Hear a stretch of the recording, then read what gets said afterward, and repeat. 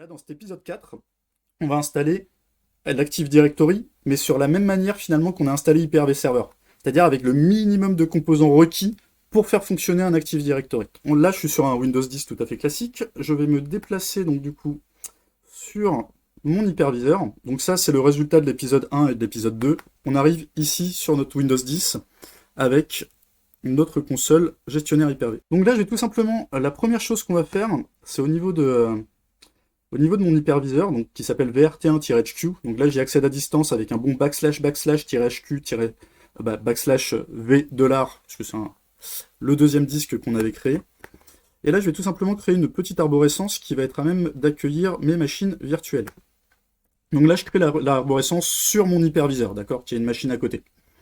Donc là je vais tout simplement faire un petit truc du genre, on va pouvoir l'appeler configuration par exemple, configuration, et un deuxième répertoire. Donc là on mettra toute la configuration des machines virtuelles, et un deuxième répertoire que je vais appeler virtual hard disk.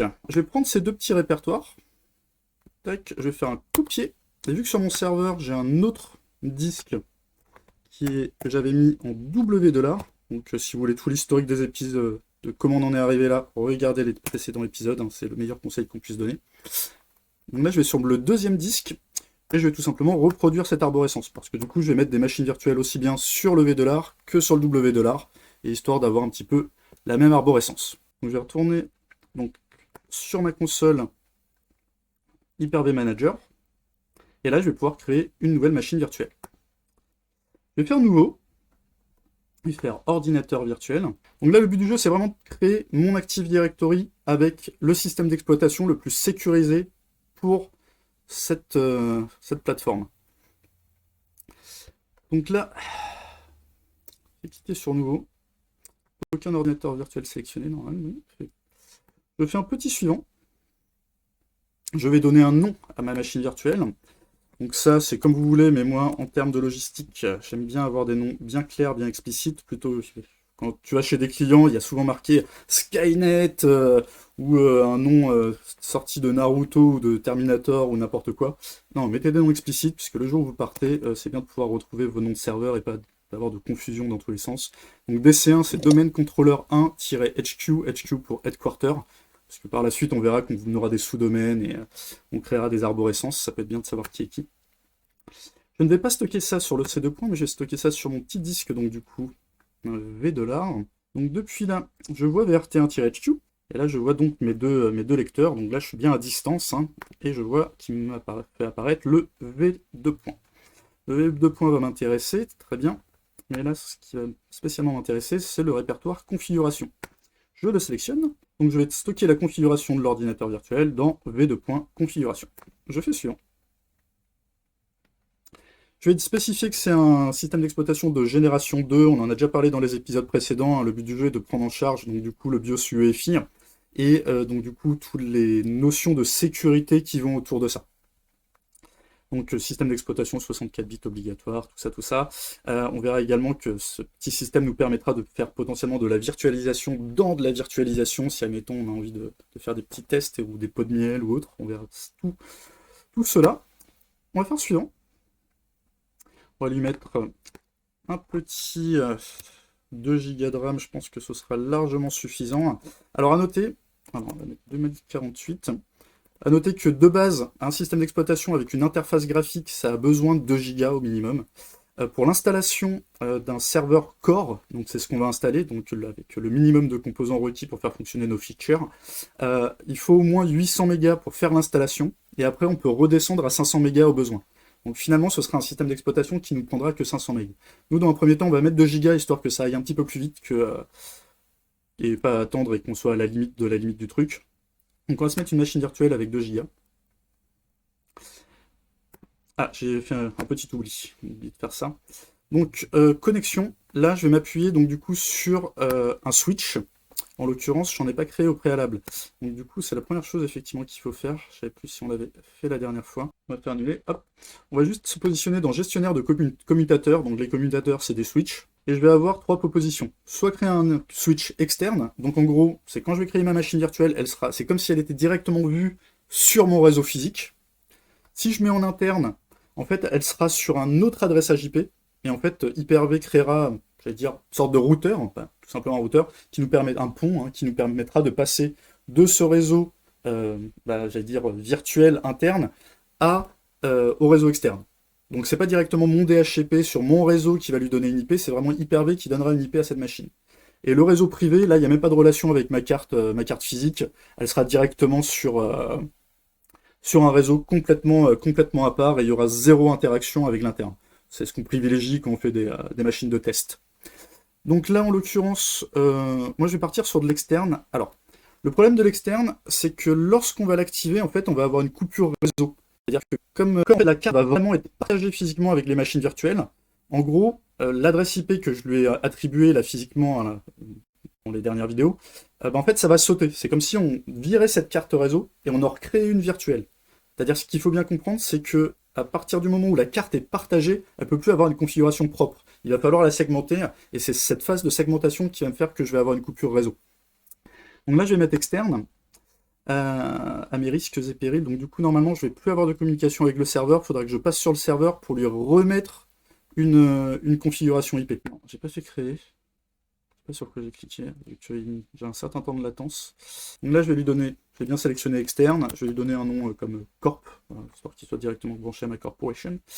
Et je vais le brancher, donc du coup, cette machine, lors de la configuration sur les précédents épisodes, j'avais sélectionné la carte 2. Si je le mets sur le 1, mon serveur n'aura pas d'IP de mon DHCP qui est sur mon réseau actuellement. Il n'y aura pas de configuration, il n'y aura même pas de communication, puisqu'il n'y a pas de câble réseau. Donc bien pensez à bien sélectionner la carte sur laquelle vous avez branché votre câble RJ45.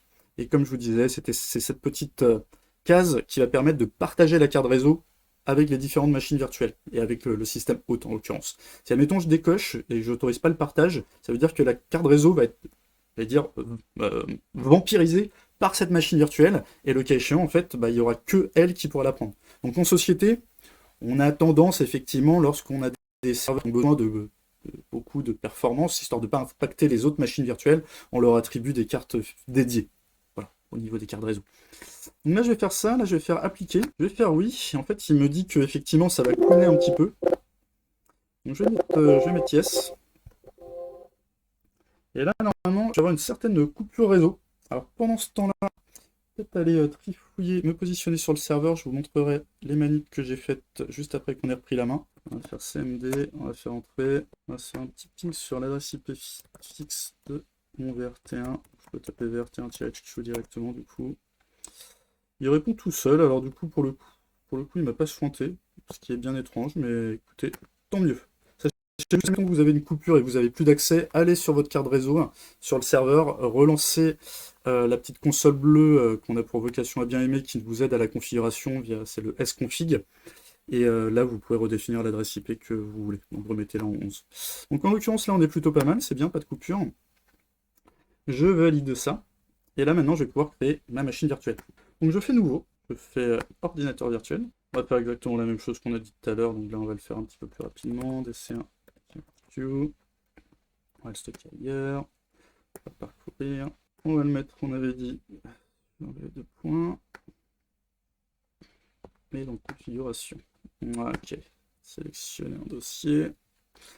On va faire un petit suivant. On va faire notre génération 2. C'est bon, on est attaqué là-dessus maintenant. On va se remettre 2048. Utilisez la mémoire dynamique. Si vous êtes en production, je ne vous le conseille pas. Si vous êtes des pauvres et que vous n'avez pas beaucoup de RAM à consacrer et que vous êtes dans un environnement de test, n'hésitez pas à l'activer. Pour le coup, là, je ne vais pas le faire. On va consommer pleinement les 2 Go. Et maintenant, je vais pouvoir me connecter à mon switch, et mon switch corp qui est connecté à ma carte réseau physique, et donc du coup qui a accès à tout le réseau et qui pourra récupérer les paramètres de mon DHCP déjà en place sur mon réseau physique. Alors le but du jeu, ce sera qu'on vire mon DHCP et qu'on le refasse complètement ici, vous verrez ça par la suite. Là, on me demande où est-ce que je veux stocker mon VHD. Donc le VHD, c'est le Virtual Hard Disk, le disque dur qui va contenir l'intégralité du système d'exploitation et des données qu'on y mettra. Donc je vais faire parcourir, et souvenez-vous, on a créé un petit répertoire propre à cet effet. Donc je vais aller dans V2 points. Et je vais sélectionner, donc du coup, attention à votre grande surprise, mon Virtual Hard Disk. Je vais sélectionner le dossier. On va laisser 127 Go de base. Lorsque vous créez une machine virtuelle de cette façon-là, en fait, le disque est en dynamique. C'est-à-dire qu'en fait, le fichier qui va contenir l'intégralité des données, pour l'instant, il va faire 0. Enfin, quelques quarts, histoire de dire qu'il existe. Et au fur et à mesure que des fichiers vont se copier dans ce disque dur virtuel, le fichier va grossir. Et il ne pourra pas grossir au-delà des 127 Go. Dites-vous que c'est plus un quota qu'autre chose. Voilà. Mais sur votre disque dur physique, ça ne consommera que ce qui est vraiment consommé. Du coup, je vais faire suivant. Je vais dire que je vais installer un système d'exploitation à partir d'images. Donc souvenez-vous, j'avais téléchargé le système d'exploitation Windows Server 2019 à partir du site de Microsoft. Et donc du coup, j'avais récupéré une ISO. Alors on avait téléchargé deux trucs, Hyper-V Server et Windows Server 2019. Là, ce qui va m'intéresser, c'est Windows Server 2019, d'accord? Hyper-V Server ne me sert plus à rien en virtuel, je suis déjà dans une machine virtuelle. Je fais ouvrir. Et là, j'ai mon petit système d'exploitation qui est attaché. C'est comme si j'avais mis un CD dans ma machine virtuelle. Je fais terminer. Et je ne vais pas encore démarrer ma machine virtuelle. Quand on fait un contrôleur de domaine, en fait, il y a un petit prérequis qui va être super utile pour vous dans le futur, c'est lorsque vous allez passer sur le cloud. En gros, au niveau du cloud, je ne vais pas rentrer dans les détails là tout de suite, on verra ça bien plus en détail par la suite, mais en fait, il y a une notion à avoir, c'est une notion de disque, de cache disque. Les disques durs peuvent faire du cache disque, donc mettre des données en cache. En l'occurrence, sur Azure, sur le cloud Microsoft, le disque système fait du cache. Mais en gros, dans un Active Directory, il y a des données qui vont synchroniser. Et en fait, du fait de cette synchronisation, le mode cache n'est pas supporté. Et en gros, il va falloir mettre les données qui synchronisent, qui font de la synchronisation, sur un autre disque. Et c'est pour ça qu'on va déjà prévoir le futur en créant un deuxième disque dur qui nous permettra de stocker ces données qui ont pour vocation à faire de la synchronisation dans un éventuel move vers le cloud par la suite. Donc là, je ne vois pas ma machine virtuelle, je vais faire un petit clic droit, actualiser. Je vais aller sur cette machine virtuelle, je vais faire un clic droit, paramètres. Donc là, elle n'est toujours pas démarrée. Je vais aller me positionner sur contrôleur SCSI. Je vais sélectionner disque dur. Je vais faire ajouter. Parfait. Et je vais tout simplement créer un nouveau disque dur. Je clique sur nouveau. J'ai un petit wizard. Donc ça, c'est le wizard de la création des disques durs. Donc je peux le dire qu'il est en taille fixe. Donc si je dis qu'il fait 127 Go sur mon disque dur, j'aurai un vrai fichier de 127 Go. Donc prévoyez d'avoir un disque physique qui peut contenir ce fichier d'une taille de 127 Go. Ou sinon, comme je vous l'ai expliqué tout à l'heure, travailler avec une taille dynamique. La différenciation, c'est quand on fait des tests, on verra ça plus tard, puisqu'on en fera aussi. Tac. Suivant.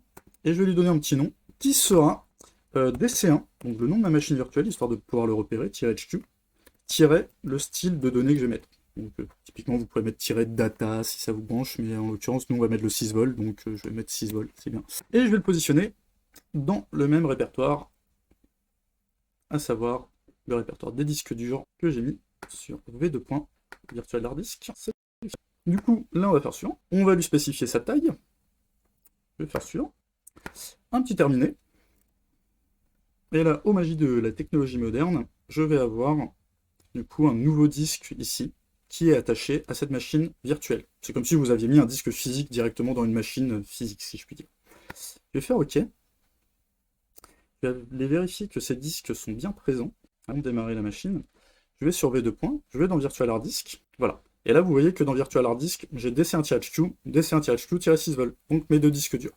Une chose très importante à faire lorsque vous êtes sur une machine en tant qu'administrateur, c'est de cocher cette formidable case extension de fichier, de nom de fichier, histoire de voir apparaître les extensions. Là, je vois DC1-HQ-6vol.vhdx pour Virtual Hard Disk. Et on va cocher également une autre petite case, afficher les éléments masqués. Comme ça, si admettons on fait des copies de dossiers, ça peut être bien de voir l'intégralité de ce qu'on copie et pas juste une partie visible que le système d'exploitation nous aurait caché. Donc là, on est bon. On a les bons prérequis pour un contrôleur de domaine en virtuel.